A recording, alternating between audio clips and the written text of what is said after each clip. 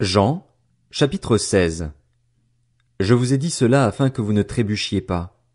On vous exclura des synagogues, et même l'heure vient où tous ceux qui vous feront mourir croiront offrir un culte à Dieu. Ils agiront ainsi parce qu'ils n'ont connu ni le Père ni moi. Je vous ai dit cela afin que, l'heure venue, vous vous souveniez que je vous l'ai dit. Je ne vous en ai pas parlé dès le début parce que j'étais avec vous. Maintenant je m'en vais vers celui qui m'a envoyé, et aucun de vous ne me demande « Où vas-tu » Mais parce que je vous ai parlé ainsi, la tristesse a rempli votre cœur.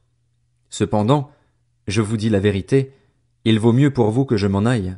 En effet, si je ne m'en vais pas, le défenseur ne viendra pas vers vous.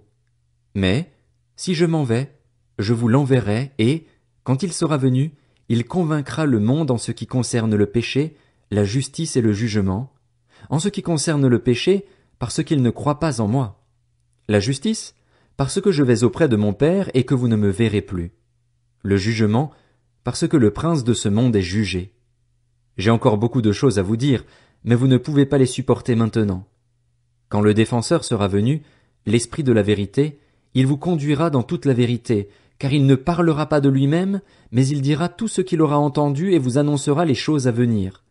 Il révélera ma gloire parce qu'il prendra de ce qui est à moi et vous l'annoncera. Tout ce que le Père possède est aussi à moi. Voilà pourquoi j'ai dit qu'il prend de ce qui est à moi et qu'il vous l'annoncera. Encore un peu de temps et vous ne me verrez plus, et puis encore un peu de temps et vous me reverrez, parce que je vais auprès du Père. Alors quelques-uns de ses disciples se dirent entre eux, que veut-il nous dire par encore un peu de temps et vous ne me verrez plus, et puis encore un peu de temps et vous me reverrez, et parce que je vais auprès du Père? Il disait donc, que signifie ce qu'il dit, encore un peu de temps? Nous ne savons pas de quoi il parle. Jésus comprit qu'ils voulaient l'interroger et il leur dit, vous vous interrogez les uns les autres sur ce que j'ai dit. Encore un peu de temps et vous ne me verrez plus, et puis encore un peu de temps et vous me reverrez. En vérité, je vous le dis, vous pleurerez et vous vous lamenterez, tandis que le monde se réjouira. Vous serez dans la tristesse, mais votre tristesse se changera en joie. Lorsqu'une femme accouche, elle éprouve de la tristesse parce que son heure de souffrance est venue, mais, lorsqu'elle a donné le jour à l'enfant, elle ne se souvient plus de la douleur à cause de sa joie d'avoir mis un enfant au monde. Vous donc aussi, vous êtes maintenant dans la tristesse, mais je vous reverrai et votre cœur se réjouira, et votre joie, personne ne vous l'enlèvera. Ce jour-là, vous ne m'interrogerez plus sur rien.